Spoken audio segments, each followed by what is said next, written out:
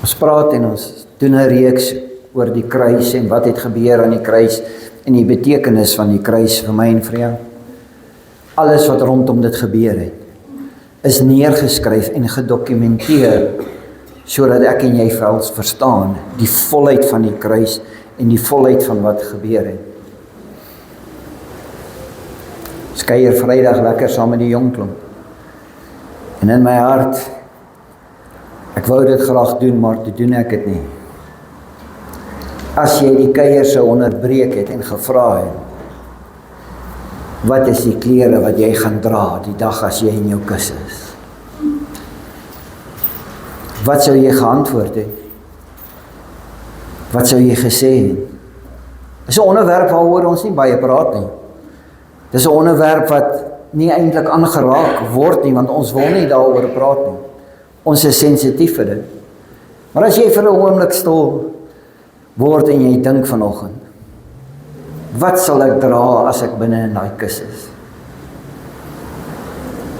Ek wil vanoggend vir jou vertel, dat jy kan sê wat jy sal dra. Party mense sê, gaan 'n onderbaadjie en 'n das en alles soos dit dra. Party mense gaan vir jou sê, trek my sommer net 'n ou hemp aan, want ek gaan in die graf in. Dit is jou, wat jy wil doen. Maar weet jy wat? Die dag wanneer dit gebeur, maak hulle die besluit vir jou. Party sal sê, ag nee wat, gooi net 'n laken oor my en los my daar so, dit gaan nie daaroor nie, niemand gaan my in elk geval sien nie. Maar die familie sal die besluit maak van wat jy dra daai dag. Maar ek wil nie vanoggend praat oor die besluit wat die familie gemaak het. Ek wil oor iets anders te praat vanoggend. Ek weet nie of jy al ooit iewers heen gegaan het om te gaan eet by 'n restaurant of iets nie. En dan wanneer jy by die voordeur instap van die restaurant en jy vra 'n tafel vir 2 en jy die hoofkelner wat daar is, wat jou kry by die tafel, wat jou kry by die ingang, dan vra hy vir jou die volgende vraag. Moet dit 'n privaat tafel wees iewers in 'n hoekie? Is dit rokers, nie rokers? En nadat hy al hierdie vrae vir jou gevra het, en dan sê hy vir jou, sien jy daar teen die muur? As jy by hierdie tafel wil aansit, moet jy 'n baadjie dra. Ek kan jou nie toelaat om by die tafel te kom aansit nie. Jou kleredrag is nie reg nie. En partymal sal jy 'n goeie hoofkelner kry of 'n goeie persoon kry wat jou by die deur sal kry en hy sal vir jou sê, okay, ons is dalk nie so besig nie, kom ek gaan kyk, miskien is daar een van die werkers wat 'n baadjie het wat dit vir jou sal leen. Gaan hy agtertoe en hy kom terug en het hy hierdie lemmetjie geel baadjie wat nie jou styl is nie, wat nie jou kleur is nie, en hy sê vir jou, wil jy dit nie aanpas nie? En dan pas jy die baadjie aan en as jy nou so groot soos burger is en jy kan nie jou skouers buig nie, dan gaan die baadjie skeer, dan wil jy nie eintlik die baadjie aantrek nie. En hy gaan haal 'n ander baadjie en hy trek hom vir jou aan en hierdie baadjie ruik nie so lekker nie. Jy kan ruik, hy hang al lank in 'n kas en hy ruik soos mothballs en ek weet nie wat alles nie. Hy's te groot vir jou, dit lyk soos 'n jas, nie 'n baadjie nie. En as jy dit weier, dan sê hy vir jou, ongelukkig kan ek jou nie bedien in hierdie restaurant nie. Jy het nie die regte kleredrag aan vir hierdie restaurant nie. En jy kan maar smeek soveel as wat jy wil.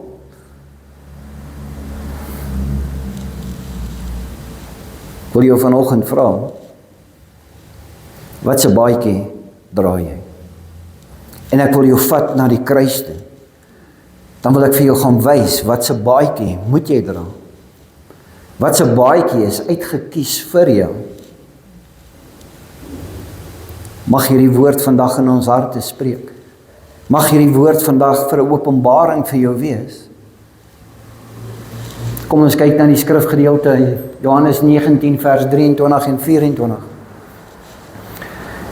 Die soldate het toe hulle Jesus gekruisig het, sy boklere geneem en daarvan 4 dele gemaak vir elke soldaat 'n deel. Dis die dele wat onder sy kleed was, wat hulle gedra het.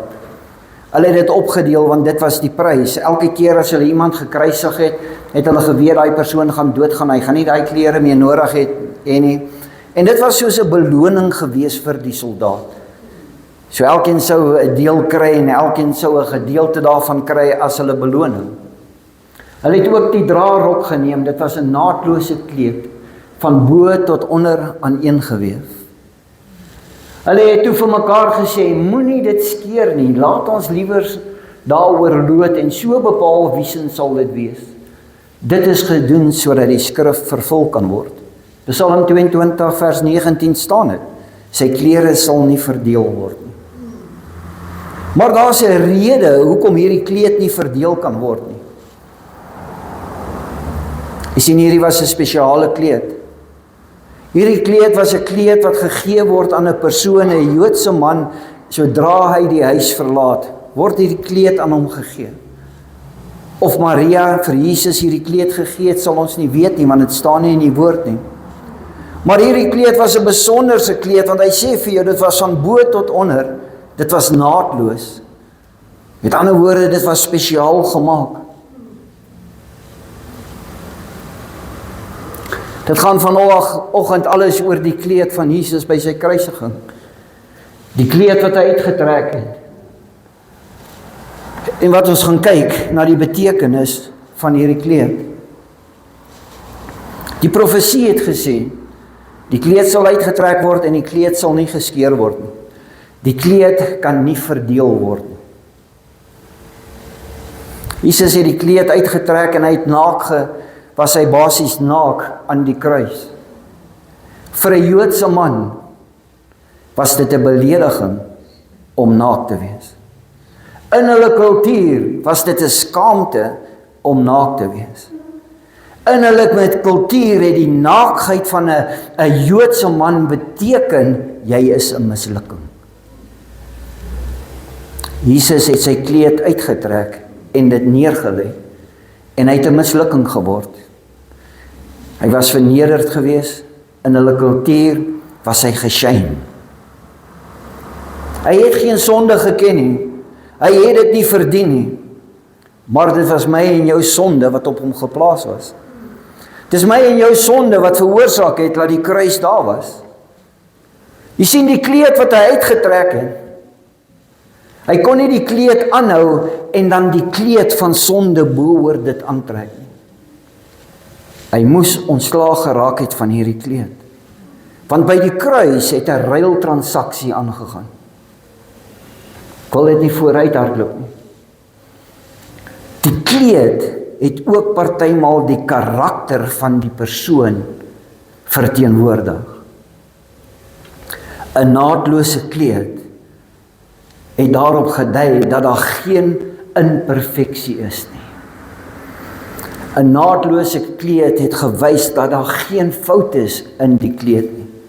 Hy kon nie gemis het een breisteek of wat ook hulle dit noem nie. Die kleed was perfek gemaak vir Jesus Christus. In 1 Petrus 5 vers 5 lees ons die volgende, en dis die bepaling van 'n kleed vir die karakter van 'n persoon. En julle jong manne, erken die gesag van die ouderlinge. En dan praat hy met almal. Trouwens, almal moet nederig in mekaar se diens staan. Hy sê ons met 'n kleed van nederigheid, hè. Wat se kleed het jy aan vanoggend? Wat se kleed dra jy vanoggend? Die kleed van die eie ek? Die kleed van hoogmoedigheid? Of dra jy die kleed van skaamte? Watter kleed het jy aan vanoggend? Want jy sien, by die kruis was daar 'n ruiltransaksie gewees. Die kleed van Jesus, wat die kleed van geregtigheid was, is afgehaal van hom af, en hy het jou gelapte en jou vuil kleed op hom gevat. Psalm 109 praat aan die ander kant.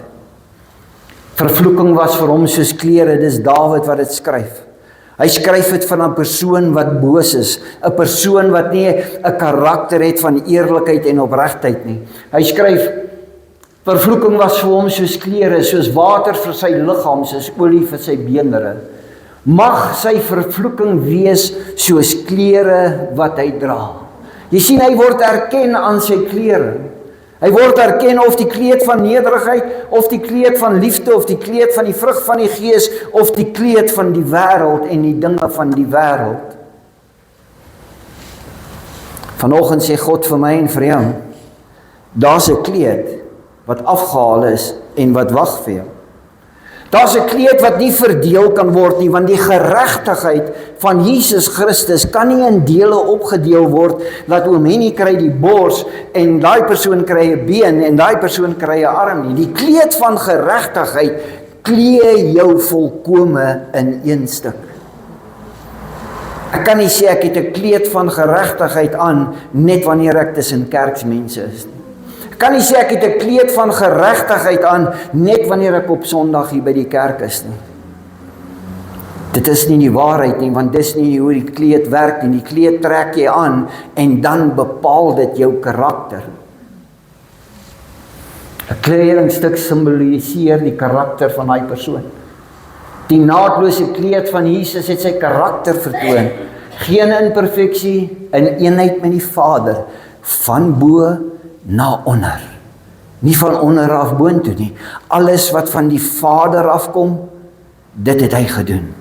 Alles wat hy gehoor het van die Vader af, dit het hy gedoen. Hy was in 'n eenheid met die Vader, daarom was die kleed van bo af, en hy het ook onder die gesag van die Vader gestaan, alhoewel hy die karaktereienskappe van God gehad het.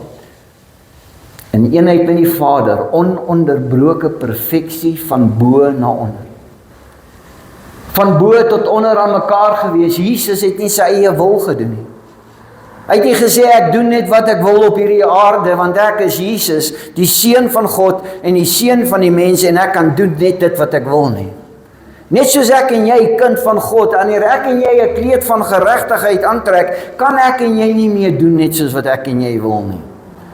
Jy sien, want as jy die kleed aangetrek het, is jy gekoop deur die bloed van Christus en behoort jy aan hom. Dan moet ons submit onder hom. En ek moet doen dit wat die Vader van my vra, sodat die kleed van bo na onder my sal pas. Hy was gelei deur die wil van die Vader. Ons sien dit in die tuin van Getsemane waar hy kniel en hy sê, Vader, U kan hierdie beker by my wegvat, maar nie wat ek wil nie, maar wat U wil. Jy sien, ek moet die kleed uittrek van my eie wil en ek moet die kleed aantrek van die wil van my Vader, sodat ek kan doen dit wat my Vader van my vra.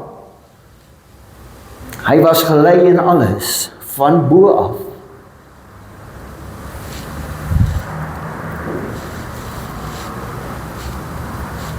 Hy sê in Johannes 5 vers 19 en hy beaam dit die storie van die kleed. Jesus het daarop gereageer. Ek verseker julle, die seun kan niks uit sy eie doen nie. Hy doen slegs wat hy die Vader sien doen. Wat die Vader ook al doen, dit doen die seun net so. Hy sê ek staan onder die gesag van my Vader en ek doen dit wat my Vader doen. Toe hy sy kleed uitgetrek het, toe het hy naak geword vir my en vir jou. Hy het daai verwerping, daai, wat noem hulle dit in Engels, hulle daai indignity, as ek het kan noem. Het hy ervaar, hy het ervaar die verwerping en die vernedering wat gepaard gaan saam met hulle kultuur. Hoekom? Sodat ek en jy daai kleed kan optel en sodat ons daai kleed kan aantrek. 1 Petrus 2 vers 23 tot 24, toe hy beledig is, het hy nie terugbeledig nie. Toe hy gelei het, het hy nie gedreig nie, hy het alles oorgelaat aan God, wat altyd regverdig oordeel. Hy het self ons sondes in sy liggaam aan die kruis gedra. En ek wil hê jy moet dit verstaan vanoggend. Toe Jesus aan die kruis hang en sy kleed is van hom al weggevat en hy is die seun van die mens wat gekruisig word, toe word hy 'n bedrieger vir die bedrieërs. Hy word 'n moordenaar vir die moordenaars. Hy word 'n egbreker vir die egbrekers. Jy sien, want elke sonde wat ek en jy gedoen het, was op hom geplaas en dit moes hy word. Hy kon nie die kleed van geregtigheid aanhou en die moordenaarskleed of die leenaarskleed of die eie ek kleed of die rebelse kleed aantrek nie. Hy moes eers sy kleed uittrek sodat hy hierdie klere kan aantrek, sodat hy die vervloeking kan word vir my en vir jou sondes. Hy het self ons sondes in sy liggaam gedra. Toe hulle na hom kyk, dink toe God na hom kyk voordat hy sy asem uitblaas, toe sien hy al die sonde van die wêreld en al die sonde wat ons gedoen het al in ons lewe, is op Jesus Christus. Want hy het dit gedoen, dit wat die Vader van hom gevra het. Die Vader het van hom gevra, sterf aan die kruis sodat ek hulle kan vryspreek, sodat jou kleed wat jy het, wat perfek is, wat geen sonde ken of enige iets nie, vir hulle beskikbaar kan wees om dit aan te trek. Ek dink die Vader het vir hom gesê in die tuin van Getsemane, Jesus, jy moet aan daai kruis sterf, want daar moet 'n ruiltransaksie plaasvind. Sodat hulle kan vry wees, sodat hulle losgemaak kan word van die skuld wat daar is teen hulle. 1 Petrus 3 vers 18. Ons moenie dink dis net ons wat onverdiend ly nie. Ook Christus het so gelei toe hy vir eens en vir altyd vir ons sondes gesterf het. Hy het nooit enige sonde gedoen nie. Tog het hy vir sondaars gesterf. Tog het hy gesterf vir die moordenaar en die leenaar en die bedrieger en die valsgetuie wat gegee word. Hy het daai sonde geword vir my en vir jou en hy het geen sonde geken nie. Die hele kruisiging was nie net om 'n persoon te pynig nie, maar dit was ook om daai persoon te verneder.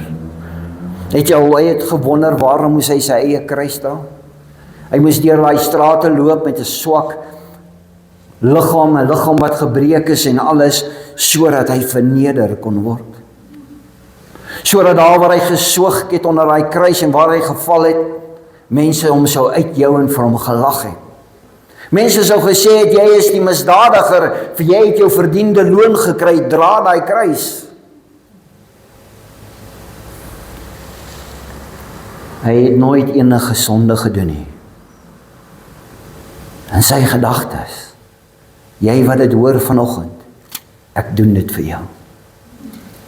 Ek word dit vir jou. Ek word dit vir jou, sodat jy geregtig kan word, om in die teenwoordigheid van God te kan wees. Martin Luther skryf die volgende. Hy sê, this is the mystery of the riches of divine grace for sinners. For by a wonderful exchange our sins are not ours but Christ's. Hy sê jou sonde is nie meer joune nie. Dis nou die Here se. Dis vir hom gegee. And Christ's righteousness is not Christ's but ours.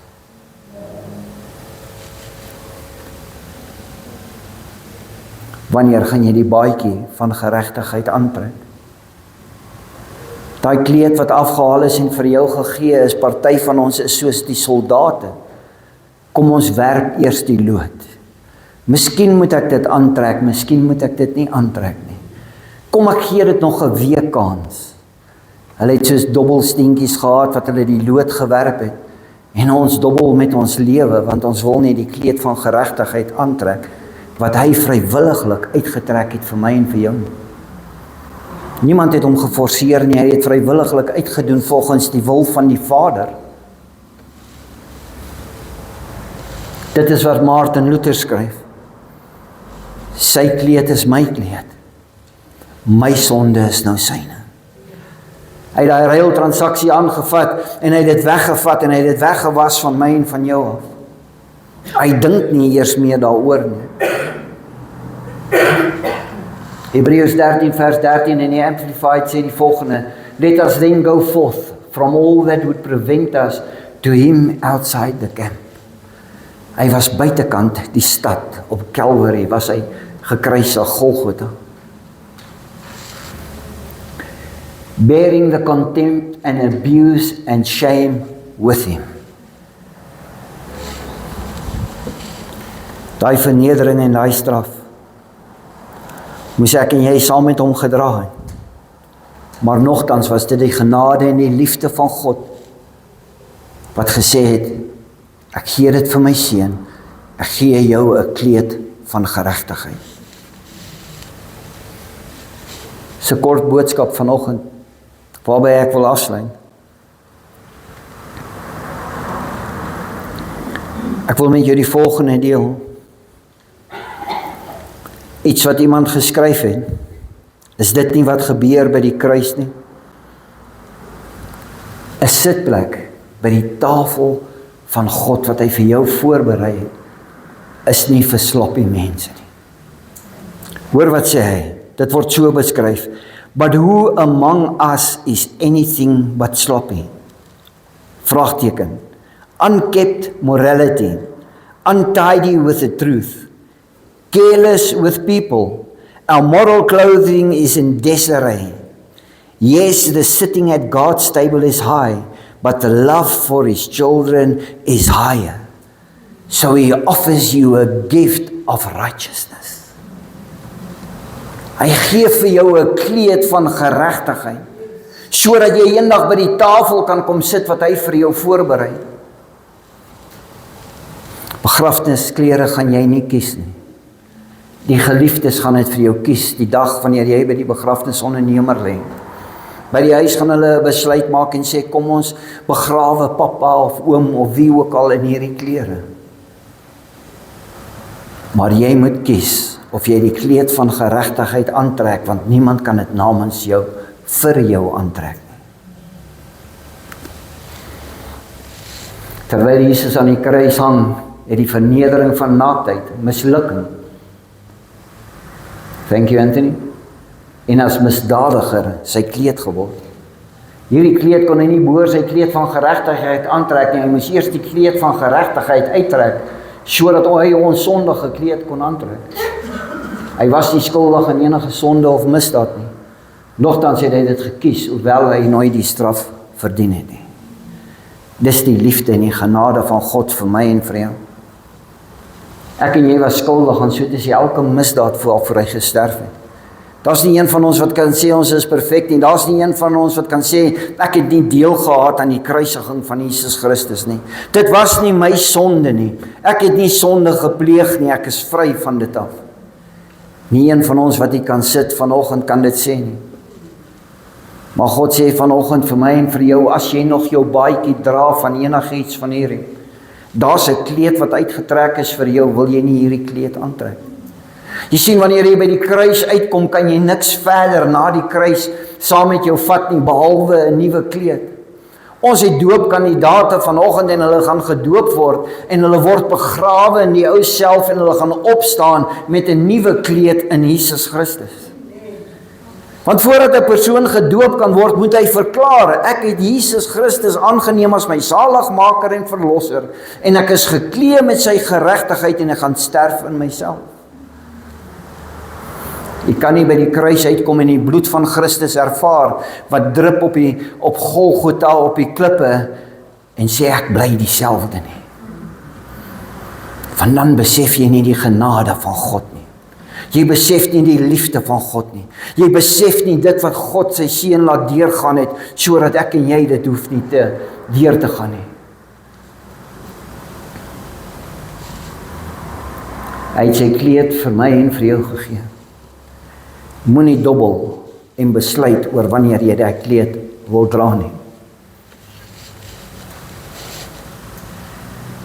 Hy gee jou 'n kleed van perfeksie, 'n kleed van reinheid, vryheid en van vergifnis, in ruil vir ons vuil gelapte, stikkende vrotklere. Ek wil hê jy moet besef vandag hoe awesome is God. Hy's bereid om daai van jou te vat en vir jou iets moois, iets rein, iets imperfect te gee. Sodat wanneer Paulus skryf in Romeine 8, dan sê hy, daar's geen veroordeling nie, want wanneer jy die kleed aantrek, is daai ou kleed van jou. Jy trek nie die kleed van geregtigheid bo jou ou klere aan nie. Het jy al gesien hoe ongemaklik is dit as jy by Pick n Pay clothing is en jou vrou sê sommer trek net hierdie hemp bo die ander hemp aan en kyk of hy jou pas.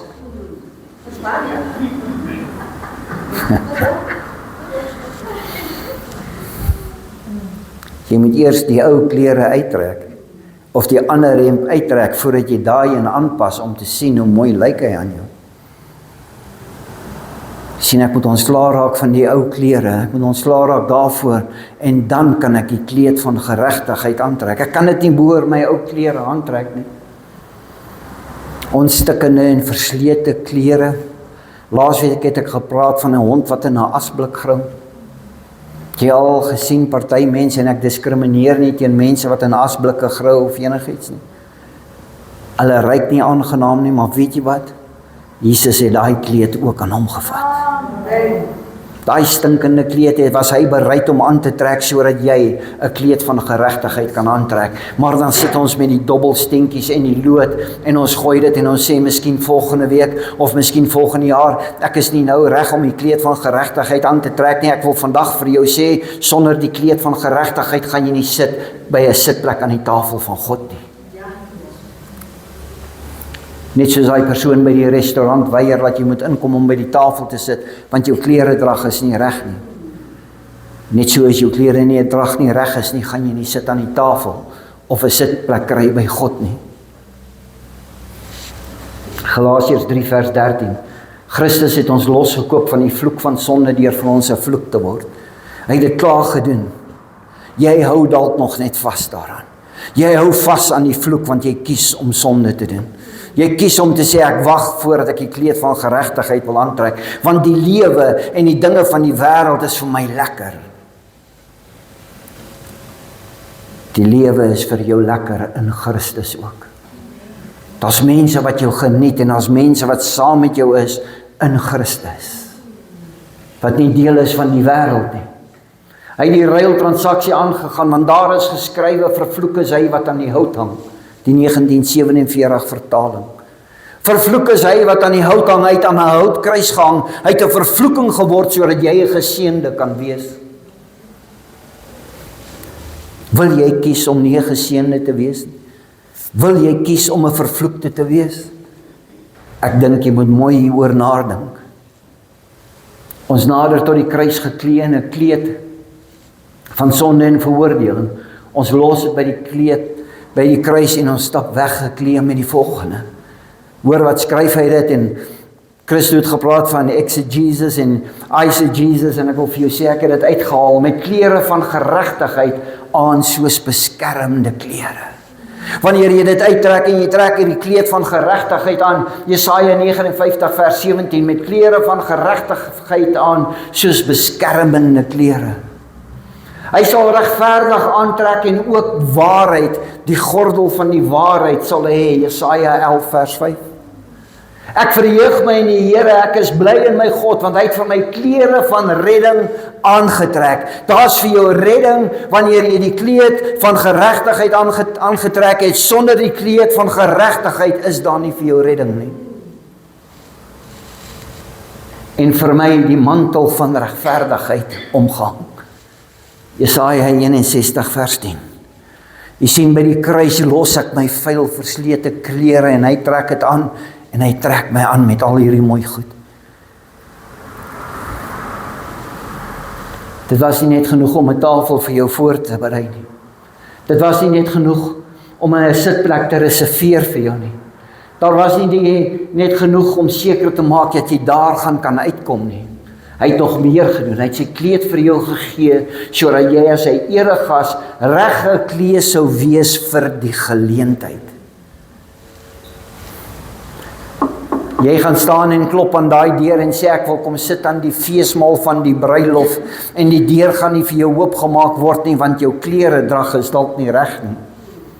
Met die kleed van geregtigheid aan jou, het jy die regte kleed om te kom sit by die tafel. Psalm 23 vanaf vers 5 sê vir jou, en hy het die tafel vir my voorberei. Maar as die kleed van geregtigheid nie deel van jou lewe is nie, is daar nie 'n tafel vir jou voorberei nie.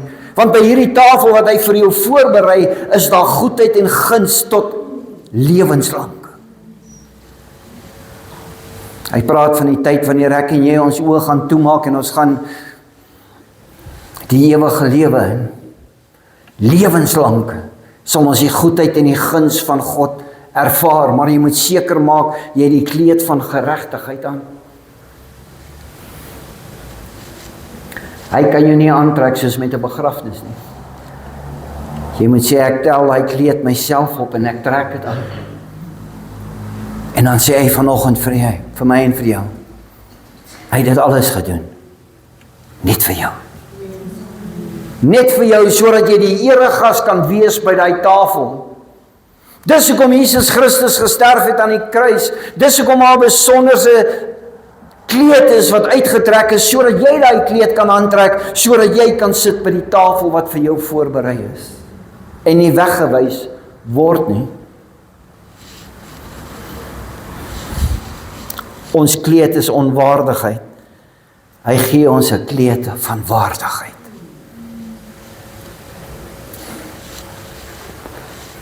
Laat ons nie verby die kruis kyk en verby die dinge wat by die kruis gebeur het nie. Daar's soveel betekenisse in die kruis vir my en vir jou. As jy jou eie Bybelstudie doen, wil jy nie bietjie stil staan en lees van die kruis nie. Wil jy nie die 4 evangelies vat en dit saam lees en 'n beter prentjie kry en verstaan wat sê God vir my en vir jou nie. Hy sê jy is so kosbaar. Ek het alles vir jou gedoen. Ek het gesterf aan die kruis sodat jy my kan vertrou. Ek het deur alles in my lewe gegaan sodat ek weet waardeur jy gaan. Ek het gesterf aan daai kruis sodat die voorhangsel kan skeer, sodat jy in my teenwoordigheid kan wees. Ek het my kleed uitgetrek sodat jy 'n eregas by my tafel kan wees. Ons het baie om voor dankbaar te wees. Ons het baie om voor die Here voor te loof en te prys. Kom ons maak ons oë toe.